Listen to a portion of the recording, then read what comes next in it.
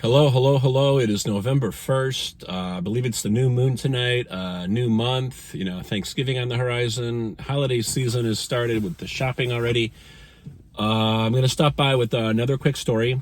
I'm hoping to keep this one much shorter, and it's part one of part two. And 4.5, 5 months ago or so, I decided to create a bracelet. And I was kind of playing around with some beads I had bought that I hadn't used. Labradorite, malachite, amethyst, hematite, and some other stuff. And they were all a certain cut, a certain shape. And I had bought them kind of like binge shopping, and they were on sale. And, you get in the aisle and there's the beads and it's the crystals, right? It's the vibration. And you're just drawn to it. And then you get home and you're like, why did I spend all this money on these beads? What am I going to do? Did I need these? Well, the other thing is they're very tiny beads, and I don't know what the shape is. They're not like spheres. They're like discs. So they're very hard to work with. I have big hands, big fingers. So that was a problem, right? So I created this bracelet, and I was just messing around with these beads, and I'm like, who's this bracelet for? What's this for? Why did I create this? And it was tiny. And I'm like, my nieces and nephews are pretty much good to go right now. I thought about my one nephew, and I was like, I just kind of gave him something similar a couple months ago for his birthday. So I wasn't sure what I was going to do with it. And I'm like, I'll figure something out, let it resonate. And I put it in my car. It's been in my car for a couple months. I figured I'd take it on a hike. Maybe I'd offer it up to the forest, spirit, elemental beings. I don't know. So fast forward to almost a week ago now, Saturday, October 26th, I went through a regression. And without going into the whole story, one of my episodes in this 5-hour ordeal, 2 hours or so when I was regressed, I was this little boy in Atlantis, and I was completely underestimated. I lived way on the outskirts of town, like in the mountains or the hills or, what was like the canyons and desert. I didn't have the bling or the clothes or anything near what the people of Atlantis had. But I knew I had to get to the center of the city. I knew that I had to get to the middle of the city, from outside of all the concentric rings. What my memory was telling me, my higher self was showing me, and the images that were depicted. And I won't go into the whole story about Atlantis right now, but this boy, was 12, maybe 14 tops. And, like I said, look a little disheveled, and he definitely was not of, higher society. So another part of my regression, in a different setting was about planting seeds and being the light for all of these seeds. And the way it came out verbally. And once again, I'm not going to go into that story right now either. It's too hard to explain some of the stuff and how it all works in the background and the foundation. So I went for a walk this past Sunday, the day after my regression, October 27th. And I went to a forest preserve I hadn't been to for a while. And I was looking, and I'm like, I'm taking this bracelet on the hike. And 99% of the time, I don't bring my phone with me anymore, and I just move. And today was going to be more relaxed, the Sunday hike, and I was just going to find my groove and chill, and I hadn't walked this place for a while, and all the fall colors are setting in. If you look at everything behind me, you'll see half these trees are already bare, so it's all been hitting in the last 10 days. So I walked on the trail, and I walked on the hike, and I was doing my thing, and once again, there's another area that they mowed. They have not mowed it in a long time. The trail was, growing back and whatnot. And when I happened upon it, I was like, well, this is the way I'm going. Well, I get on that trail, and I forget what these little things are called.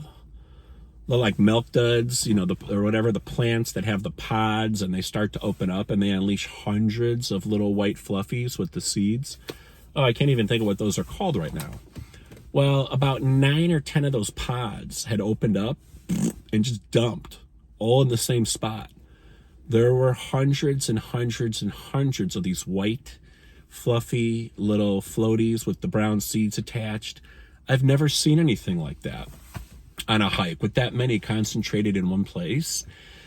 And the sunlight was hitting it just right. It was soaked from a little bit of a light rain, I think, the night before. And I'm like, this is it. This is where it's going. This is the planting the seeds. This is the light. This is the information. This is the knowledge. This is the wisdom. And it reminded me of the little boy as well. And I was like, boom, this bracelet's for that little boy. This bracelet, is for him. And the colors matched up. And there were some other beads in there that like were aquatic looking, kind of like sea glass, like a bluish, greenish tint with silver.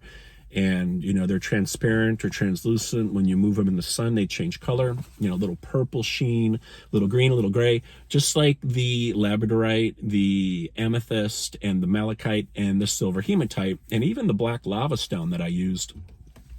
And then there were these little arrow pointer things too. They looked like, points of arrows or arrowheads, and it was a pretty cool little bracelet. Now, I never photographed any of it, but the point of this story is that bracelet had come to me months earlier. I wasn't sure the meaning or the reasoning, and I always create the bracelets intuitively based on the people or what I think they need them for. But this thing made perfect sense. This bracelet made perfect sense, along with, as I said, that plethora of the seeds, and just dumped all right there and shining in the light, with the water. Now, there's other stuff in the story of Atlantis that took place, and the destruction of Atlantis, and crystals that held the same color as this bracelet. There's also other stuff that popped in early in the regression, and seeing Atlantis underwater and submerged, or knowing there was a city down there. And then also things had tied into the hurricanes in Florida and Asheville, North Carolina, and other areas over there in the southeast. And it's too hard to explain it now, and I'm running out of time because I thought I was going to keep this short. But it's how it all came full circle in the regression and the bracelet, and then on the hike, and then with what was in front of me and what nature put there. So this is a little bit of an example of how things aren't always linear. Something happens here, something happens later. Now you understand what you did months ago, or now you understand why this came up. And there's just a lot of moving parts and pieces. So hopefully I'll be able to explain some of these stories better, clearer, and more efficiently. And a lot of times, they're raw. I'm just kind of coming out and speaking. So I hope this resonates. I hope it makes sense. I hope it creates a little bit of a foundation in the future for where some of these stories are going to go, and how some of this stuff isn't revealed till years later, or some stuff comes up later, or some stuff is like, wow, this is what I was picking up in the past. But then there's so much, consciously or in the metaphysical that is happening that we're not even always aware of it. And then we realize, this is the being that's been visiting us, or this has been what I needed all the time, or this is what the message has been over and over, or this is why, this happened months ago, or this is who this being was years ago. I had no idea why they were so strange and so weird, why they freaked me out. And now I understand maybe who this person was, or what this person was, or why this person was on this timeline. So I'll probably be a couple minutes short here than the normal 10 minutes. It's hard to get this stuff in under 10 minutes, especially if it's not your background or your foundation, or I have to build a context.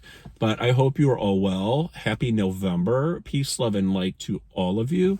And more stories to come. There's a lot of them, so they're probably going to be coming out successively.